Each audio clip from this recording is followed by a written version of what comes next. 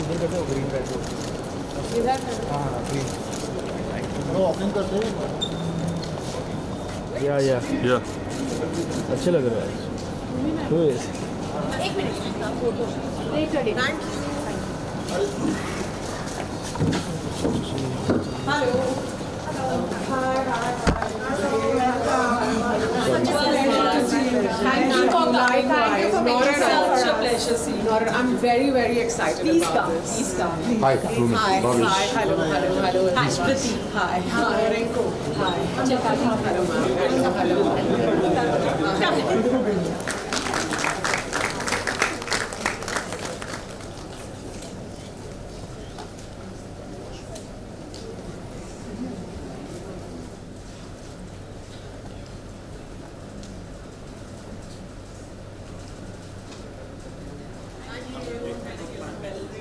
Entrepreneurs and enabling entrepreneurship. Ms. Shweta Shalini. Ms. Shweta Shalini is a political and social visionary who has brought about much desired social reforms through initiatives to empower individuals to become the backbone of an enterprising India. With a unique blend of being a technocrat and a politician, she personifies the strength of a woman. Ms. Shalini is passionate about bringing grassroots level and sustainable change to spearhead growth and has worked on various initiatives such as the Village Social Transformation Mission, the Mukhyamantri Initiative, and the BJP's War Room for various elections in Maharashtra. She has received numerous awards and recognition for her exemplary work, including Entrepreneur of the Year 2011 and Adarsh Mahila Puraskar. ये photo मत लीजिए please पहले हम focus से परेशान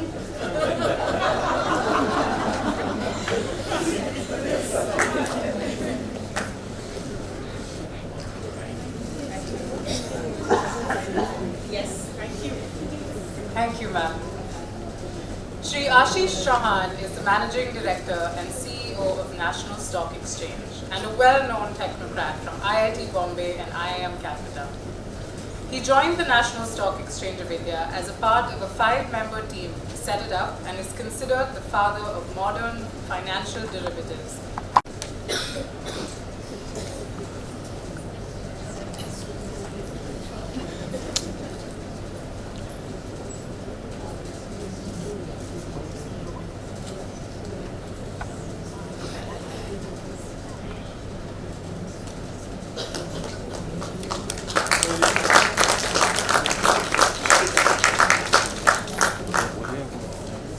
बता दो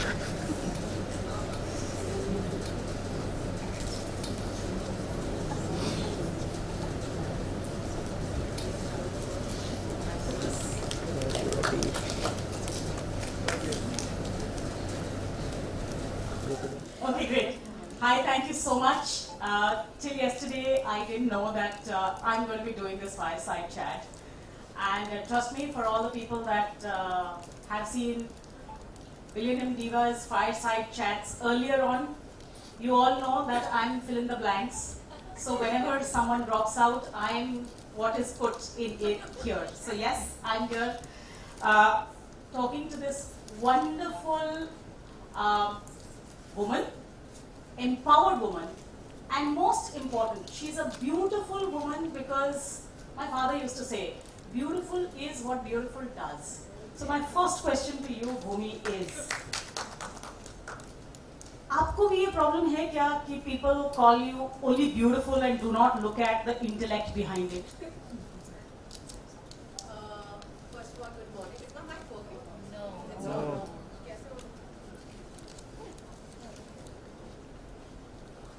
Hi, am I audible now? Yes. Okay, good morning everyone. Good morning, good afternoon का time हो गया. I've lost track. I've lost track because I was so engulfed with what you were saying. That was such a fantastic way to start the session. So congratulations everybody, all of you fantastic women and the men that are here supporting all these fantastic women. Congratulations. And I am extremely inspired by everything that all of you guys are doing here. But ma'am, coming back to your question, because I'm an actor, बहुत often ये होता है ना कि people underestimate you. You know, they think कि यार क्या होगा, ये बस जाते हैं, hair makeup कर लेते हैं, कपड़े पहन लेते हैं और चले जाते हैं. They don't realize the work and the effort that goes behind it. You know, there's a lot of effort that goes behind it. And I often see within my fraternity, you know, a lot of my colleagues have chosen a different path. But those girls are categorized. कि नहीं यार ये तो सिर्फ you know, she just dances in films. So, who are you to give her that category, and why are you undermining her? Does that mean she does not work hard? She works hard. She takes care of herself. She's earning a living for herself. So who are you here to character assassinate her? You know, and I always say this time and again that, okay, people tell me this very often that, you know, you're a serious working actor. Everybody, all my colleagues are serious working actors. You know, so this often happens, and I see many women do this. This is something that you also addressed. You know, I see many women do this where we are unconsciously, because, you know, it's generations of social conditioning, where we unconsciously make very irresponsible comments, you know, towards our fellow sisters, without realizing that one comment is going to pull her back. You know, so I say this time and again that we all are part of the problem. So we have to be very, very careful about what we are saying.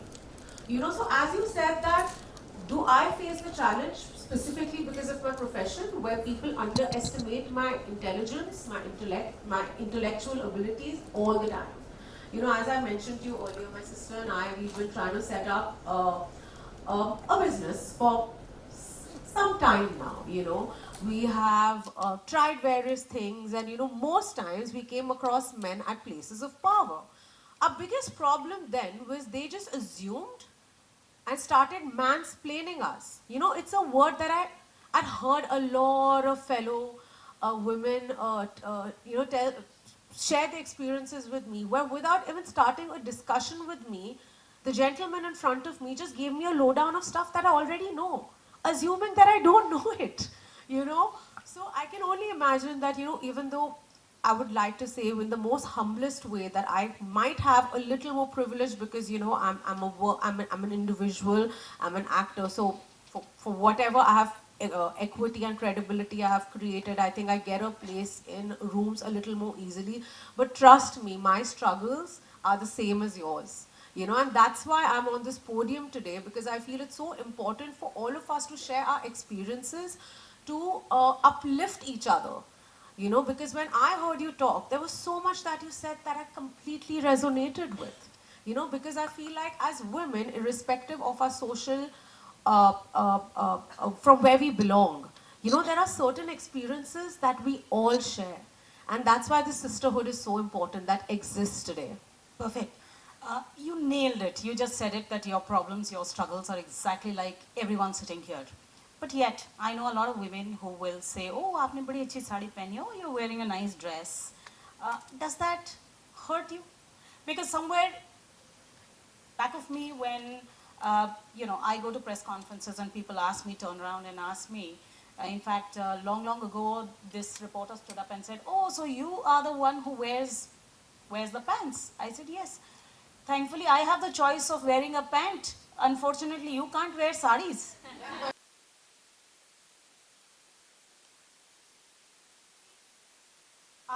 Every time somebody tells me, oh, you're wearing a nice sari, oh, why did you wear a sari?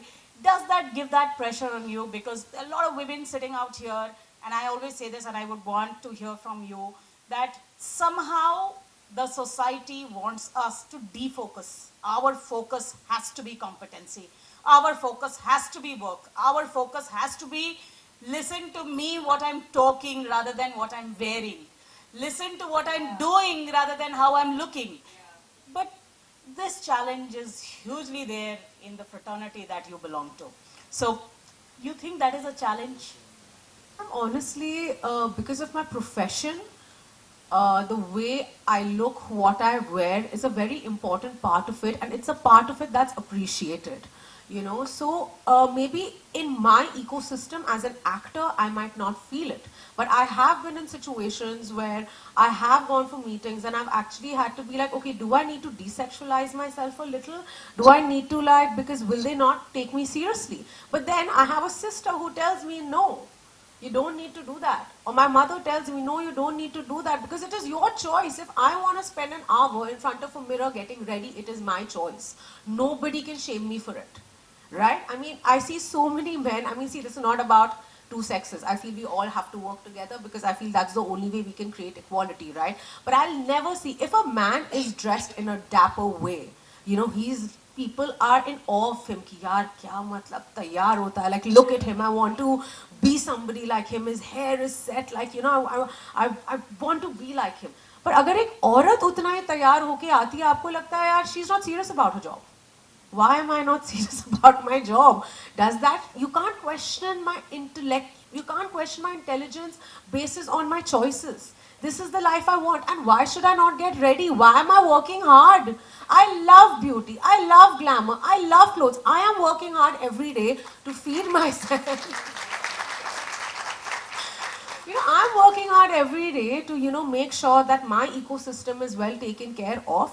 But me taking care of myself is an equal part of it. It's very important for my self-esteem. It is very important for my mental health. And I feel very often, I say this very often, you know, when I'm doing talks or when I'm speaking to like other women, we should not be shamed about loving ourselves. You know, that's what it comes down to. We should not be ashamed about loving ourselves, because if we don't love ourselves, there will be another person telling us you're not worth it, you're not good enough, and we will go back into our cocoon. So love yourself. That's going to give you a lot of confidence. Perfect. I will add one thing to it. Prioritize yourself as well. Absolutely. Absolutely. Having said that, my next question to you is, see, I was floored by Jaya. Okay? I loved Dam Laga Ke Haisha also. In fact, I have some beautiful memories of it. I love the songs, everything. But Jaya was a character. You know, especially for women, I have always said this. You know, women don't have idols to idealize. Most often than not, because it's a man's world, what happens is the person that we are looking up to is a man. And hence, when women walk that path, they want to behave, talk, dress like men. But our strength comes from the fact that we are women. We can multitask, we have sentiments, we can empathize with people. I think I'm in public life. I feel that if you can't empathize with people, how can you be an entrepreneur if you do not know what is the pain point of a person? So you can be an extremely successful entrepreneur if you know where the pain point is and you have the know-how and you focus and say, okay, this is where I am. So Jaya was somebody that lot of women in the rural areas idealized with. I will not marry until you have a toilet, right? It created a self-standing, decisive woman asking for her own rights. And because I traveled to rural areas, I know that there were so many women who were, you shot to fame, you became household name with that one character. You think idols for women need to be created, and in this entire world, abhi Ashish ji was saying ki, you know, छपवाने के लिए भी पैसे देने पड़ते हैं. To create idols, are we not creating enough idols for women? Or there are women who are doing well, but we are still not creating idols out of them so that other women can follow that? Where are we lacking? And as a network, we would want to do that. We would want to take up stories. We have come out with a book of 25 women and plus 25 more women who have struggled and created a story of their own. But we still want these stories to come in front of thousands of people. So how do you think you can contribute in creating idols for women to look up to? I'm often asked this question when I'm doing like press for a film of mine, or like, you know, generally, you know, what would your next character want to be? Like, you know, who would you want to play? And I'm always like, I want to play a woman that contributed to the freedom struggle. You know, how many of us know of those stories? We don't, because it's only the men from those times that are celebrated. And it breaks my heart. And I have gone and I've researched. And the fact is that women have equally contributed to our independence today. But we don't speak about it. Now today, as I sit here as an individual, do I want the same fate for generations 7 decades from now? No.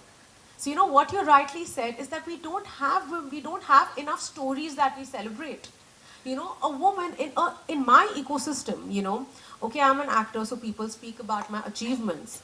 But what I do instead is I go speak about my mother's achievements because she was an achiever, but nobody celebrated her. And she was my role model. And people need to know what she's done in life because I'm a byproduct of that. I celebrate my sister. I celebrate other colleagues of mine that aren't necessarily known. It is just not about gaining world-class fame. You know, it is about impacting lives. That's what a good idol does. You know, and there are so many unsaid stories, and you're absolutely right. You know, what happened? So the character that Shalini ji was referring to was from a film called Toilet Ek Prem Katha, a film that literally changed my fate overnight. It has impacted our country in a massive way, and that's when I truly realized the power of cinema and the power that I have as an actor, the power to make about a change.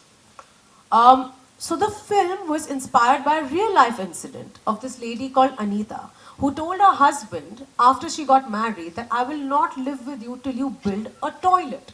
Now, as a privileged city girl, by privilege I mean I had the privilege of having a bathroom in my house, which is a basic right. You know, yet in modern India, a couple of years ago, we were talking about this as a privilege. And once I started doing the film and once I got into the character, I realized that it is just not about having a toilet in your house. The problem is a lot more deep rooted. It is to do with our culture.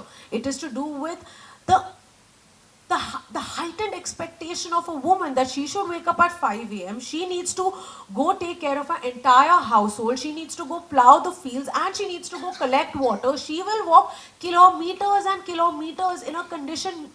She could not be well. She could have a broken back, but she does not have access to a toilet in her house. You know, she is subjected to violence. She is subjected to rape. She is subjected to just general health threats. Why? Because our culture did not permit us to have a bathroom in our house. But after Toilet Ek Prem Katha came out and we addressed these problems, we saw a massive change. So my idea, or what I want to do as an actor through my profession, is celebrate these women. I'm constantly looking for stories that can bring about a mindset change, that can inspire people, because that is my way to give back to my country. Perfect. I think we've, you know, so we've had these long form questions. I have a couple of more long form questions, but I'm going to now ask you some quick questions because I don't want anybody to yawn right now. So very, very quickly, you said you were intelligent. Do you read on a daily basis? This is yes and no. Yes, I do. But I would like to add that a lot of my reading has gone onto my phone. Who's your favorite author? For fiction, I would like to say Paulo Coelho. I have always loved reading him. He still is very, very relevant to me. I have seen a couple of your pictures sitting in vans and reading. So yes, I can vouch for that. Do you read on a Kindle or do you read on your phone? On my phone. Yeah. That goes into my research. Okay. So do you make a to-do list? Most days. Most days. Do you I stick by it? That's okay. Maybe None not. of us stick by it. But do you make one? I do make one. And do you also write manuals? Not Journals? Not yet. Not yet. Not Perfect. yet. Do you also have a problem of aunties saying, "Moti ho gayi ho"? All the time. All the time. Okay. Do you also have a problem when mama calls you and says कि ये इतनी छोटी dress क्यों पहनी, ये क्यों किया, जल्दी क्यों खाना नहीं खाया, खाना क्यों लेट कर दिया, इसको क्यों किया, वैसे क्यों किया? No, luckily not. Great. Do you also get a question, settle कब होगे? Oh, बिल्कुल. Like every time you're in there. But मैं जवाब दूँ उसके पहले मेरी मम्मी दे देती है. So I have like somebody safeguarding me. Perfect, very nice. I always tell these women and men, and there are a couple of young men here, settle क्यों होना है? The most innovations are done by people who are unsettled in their heads. So let's be creative, let's be crazy. Getting married, having children is not settled, please. You just need to be unsettled. Okay, coming back, I have those few more questions, but later. Tell me this. You have been a very strong voice on climate. Shri Narendra Modi ji has talked about life, which is living for environment. And it has also come up as a concept for the G20 that India now has presidency for. How do you look at sustainability and environment as an entrepreneurial venture? How do you look at it as women contribution to sustainability? And last but not the least, what do you think about sustainability in your daily life? What is your thought process on it? So I would like to start my answer by saying that anybody who believes that climate change is not real is really living under a rock. It is the largest looming threat to humanity. Through my research, because I have been a passionate advocate and I have been working a lot in the field, and through my research I have realized that in this case as well, when there is a climate change related effect, an adverse effect, it is the women that are the most affected. Because women globally, and it really hurts my heart to say this, are the most vulnerable, marginalized community globally. When there is a natural disaster, when there is a drought, when there is a flood, it is the women that are the most affected and the children. When I would read articles that, in parts of India, women actually went through an operation where they decided to remove their uterus because they could not sustain, because there was a drought in that area. That's when I started thinking, I'm like, we are the caretakers. We take care of our children, we take care of our fields. We make 70% of the labored workers in our country. Yet nobody comes up to us and asks us, what do you think is the problem? So how do women contribute, and how can this change when we have women in places of power that are making policies for us? Because only they know, they can understand and empathize with our problems. And secondly, when we go to these women that are actually dealing with the problem, that actually now have to walk maybe 3 kilometers extra because the wells in their village have dried up. Where they are now going to other states to work because there's a drought in their state and now they can't sustain taking care of their own farming land. If we go to these women and we ask them, what are your experiences? Because women in rural India have always lived a sustainable life. When I look at my grandmother, as you rightly said, my mother's from Haryana. When I would look at my grandmother, she was one strong woman and she was empowered. So I completely resonated with what you said. But if I go back to the way she lived, the fact that वो अपना गीला कचरा अलग करती थी, सूखा कचरा अलग करती थी, वो प्लास्टिक नहीं यूज करती थी, or whatever her practices were, she was so thoughtful about the food that she was putting onto the table, about the food not being wasted. Obviously, she had her own circular economy in her house. How do we implement those things? And that can only happen if we go to these women and we include them on panels, we include them on juries, we include their experiences. Because the truth of the matter is, as you said, any problem or any progress that can happen in this world needs to happen with a 50% representation. Perfect. Having said that, I saw this old lady from Haryana who jumped into the Ganga river in Haridwar because she was 86-year-old, and when the cameraman turned around to ask her why did she jump off that bridge, she said because side में बहुत भीड़ थी तो मैं ऊपर से कूदी. And it got trended, it was viral, a lot of journalists came around asking her what she ate, how did she, and she sounded so casual that it's like daily affair for me, what are you doing? And that's how strong women are. We just don't realize that we are trend material in ourselves.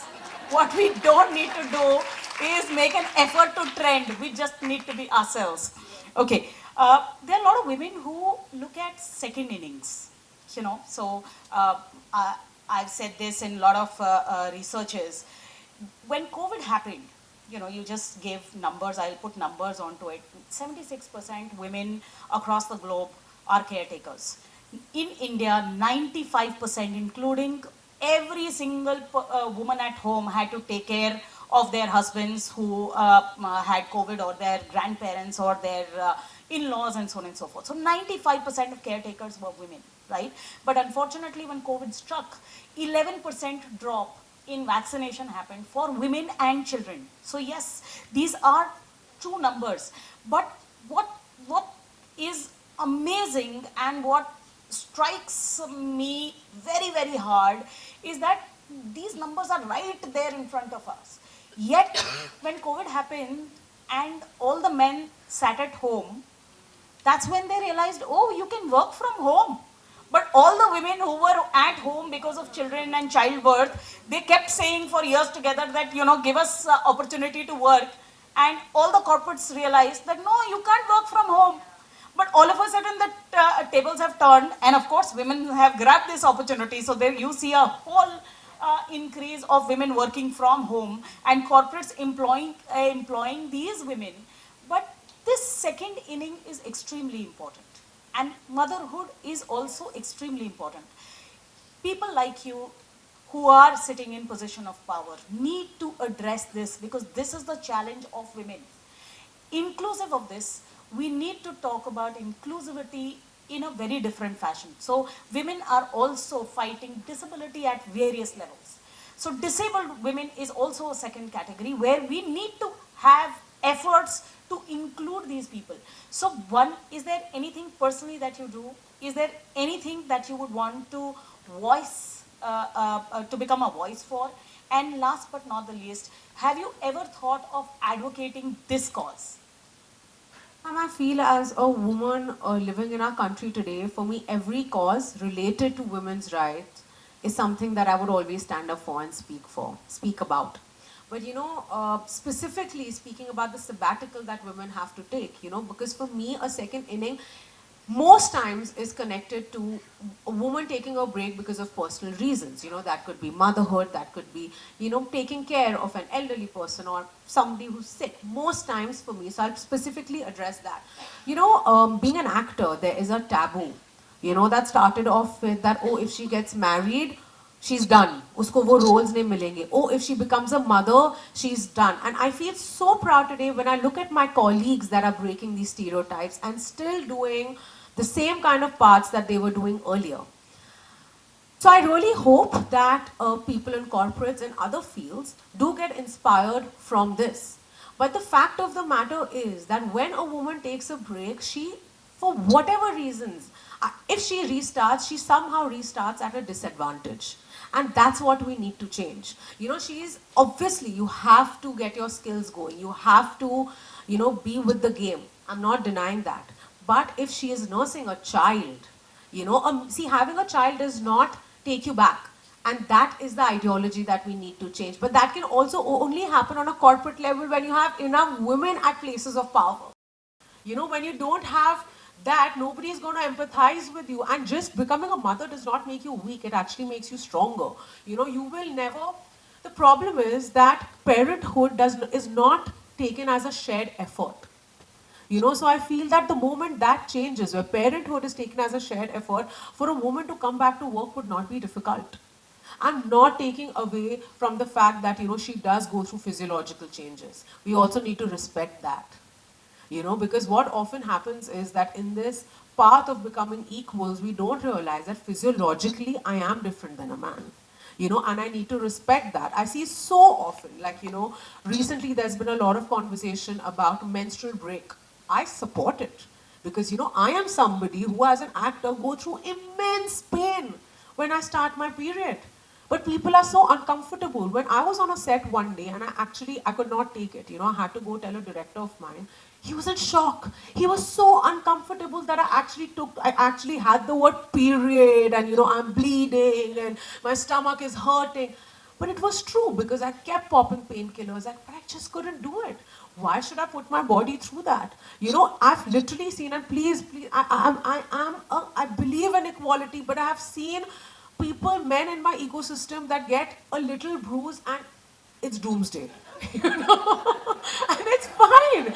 We are equally responsible for it, right? Because we have always nurtured our boys in a way कि मेरे राजा बेटा अगर गिर गया तो हम क्या करेंगे? It's okay, But I'm also fortunate to have enough men around me that are evolved enough to actually go to a chemist and buy me a sanitary napkin or tampons, because my first one came from my father. So I am fortunate to be born in that ecosystem. But having said that, we need to understand that I'm physiologically different than you. And you need to respect that. But that does not mean that I'm weaker. That does not mean that I'm not going to be as driven as you are about my work, or me becoming a mother, or me having any kind of health issue is going to take me back. I'm as capable as you are. And that's what we need to keep advocating time and again. On record, Bhumi, I don't believe in gender equality because we are better. Uh, quick question. A slightly uncomfortable question, but in your fraternity and in every fraternity, equal pay is a big topic. And as a regulator, as somebody sitting in position of power, I advocate it. But equal pay is a no-say topic most of the boardrooms. Now, how do we address it as a community? And are we, in all these efforts, making it a man versus woman world? And the thing is that if we don't put out our front, at the cost of it become a man versus woman front, I don't think our cause would ever come to the forefront. Because we are not the ones that have made it a man versus, it was only a man's world. So for that versus to even come, we have to have that fight. And this question actually does not make me uncomfortable because I love speaking about the pay parity that exists everywhere. There have been times when I have been offered 5% of what my male co-star was given. I understand it's a business. I completely respect that. But he's had the same number of hits behind him. He's been in the industry roughly the same amount. Maybe my films have had more business than his. But still, he deserves more. He deserves a bigger fee than I do. So when I started off, I had the notion that, yaar, you don't have an option. ये तो करना ही पड़ेगा वरना picture नहीं मिलेगी. But through my work and through creating a space for myself, I've reached a point where I say no. I say, if you will not pay me, I will not do it because I deserve this and I'm not asking for a ridiculous amount. I also understand that this is a post-COVID world, but all your post-COVID fee should not be cut out of my fee. Go cut it out of your hero's fee who's anyways charging a ridiculous amount. So for me, I love speaking about this and I do. See, the thing is that you know your value. Everyone is going to undervalue you. And it's a journey. I'm sitting over here today saying these things, but it was a journey for me too, because I did not have the courage to say no at the start of it. But then it is through my experience, through meeting other women that have fought for the cause. I have realized that if you don't value yourself, the world will not. The moment I sat across the table and I said, nahi yaar, main to itna hi lungi, take it or leave it, they started giving it to me. And I was like, oh, this is how it works. Because I've seen so many of my male co-stars do that, but we are never taught that. We also are idols of people that are in place of power, even in my fraternity, are from the opposite sex.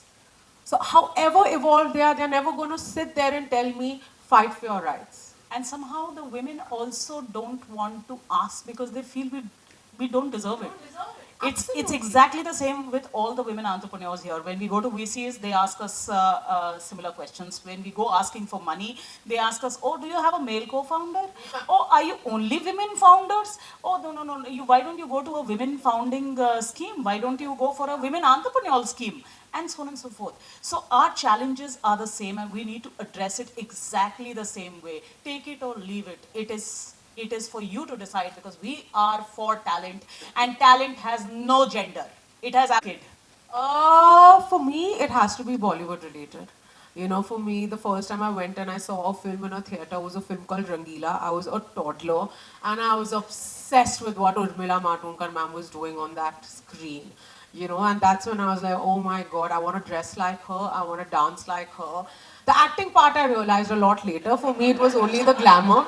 So I think I would want to say all the beautiful songs, all these wonderful women that I saw just, be the best version of themselves on screen. So for me, my talent is a homage to them. Is success standing out, differentiating? Because nobody, I would understand from your fraternity, will start with a dum laga ke Harsha. I think I got lucky that I started with it wasn't my plan. I didn't have an option. I was like, okay, you always want to be an actor. You don't necessarily have a structure that will give you this opportunity easily. I'm not a conventional beauty for India, for Bollywood films. Kya karu? This film came, I jumped on it. I honestly did not realize what I'm going to get out of this film. At that moment, I only wanted to be an actor. I had an opportunity. I was like, grab it. So you've already answered my next question. I said, being honest, yes or no? Now you said honestly, honestly 3 times. So you think it is good to be honest? Um, Yes or no? no, not always. Sorry? I think you glow inside out. Thank you so much. But okay, I'm not honest all the time. I'm just gonna. Life put it isn't like black that. or white. It's always grey for me. You're wearing grey. Also. Absolutely. Yes. Okay, good. The next question also you answered it earlier. I was going to ask you, do you believe in period leaves? Tell me, we all know that you work out. And I keep telling women that our problem is that we do not take out time for ourselves. One workout tip that you would want to give to everybody. I think let's start simple. You know, working out is definitely important for your physical health, but it's also important for your mental health. It's the only time you'll get your me time where you can disconnect and actually feel positive things happening to your body. 15 minute karo, 20 minute karo, lekin karo, and you will see how much your productivity, your self-confidence. How should women prioritize themselves? How should? In 2 lines. By putting themselves first and understanding that सब कुछ हो जाएगा अगर आप strong हो. There is this typical feeling of, you know, life stands on me. You know, if I'm not going to be there, then what is going to happen? And that's why we run all the time. My mom told me very early in my life that, you know, gadhe ki zarurat sabko hoti hai, and that's the reason why you sustain, because everybody wants their work to be done by someone else, and usually it's a woman, right? So, so every time you feel that, oh, I'm running the world, it is usually not so. You are extremely indispensable. You get changed. My children grow up even if I'm not there. Very spiritually, are you a spiritual person, yes or no? Okay, very spiritually, tell me this, that do you feel that the world revolves around you? Okay. The narcissist in me definitely does. But I think I would like to believe that I am an important contributor to the ecosystem. But will it crash if I'm not there? No. You know, because the world goes on.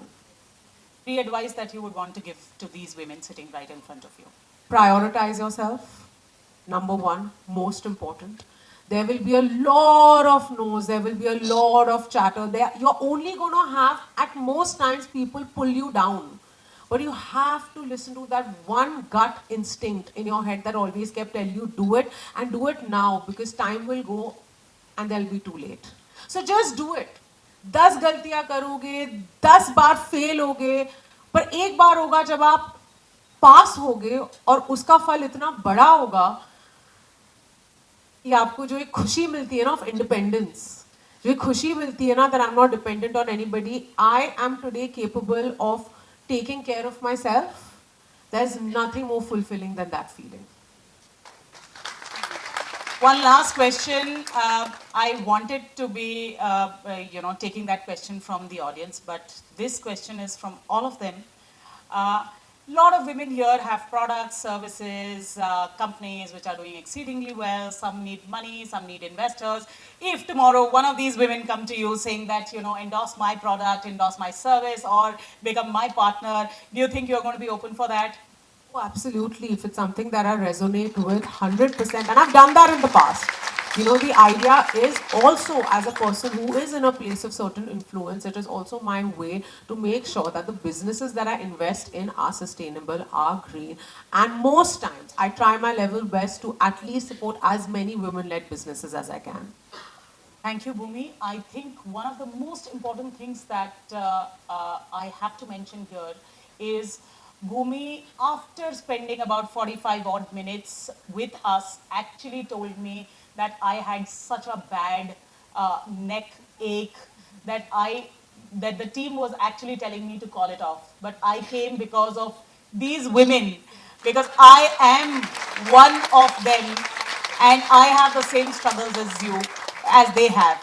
Trust me, we really thank you. They've said it, and I think that was my closing line. You were beautiful inside out, because I told you when I started, my father taught me beautiful is what beautiful does. But what you're doing is actually making an impact in the country, but most importantly, in these minds, because somewhere each one of them is thinking that there is that one thing that I can do that can take me from there to here. And that one thing is the inspiration that these people are going to take home with today. And that is something that you've given to each one of us, including me. Thank you, Bhumi, for taking out time. Thank you for doing this for all of us. I think we need more and more women who are sitting in positions of power like you, who believe in other women, who can come out open and say that I'm here because of you, and I will voice your concerns. I will take this story to everyone across in the country, because I believe that you have struggled exactly like me, and we as a community need to be heard, and that's the only way that we can go ahead. Thank you, Bhumi. Thank you so much.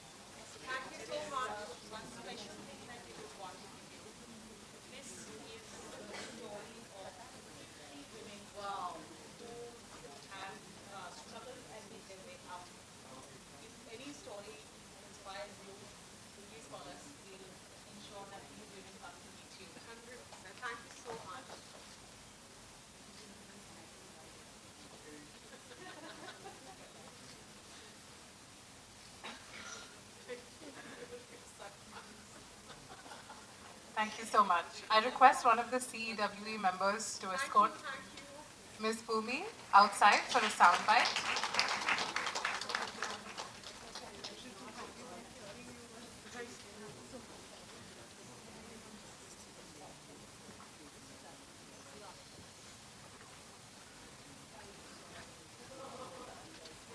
The internet has played a critical tool in women's empowerment thus far.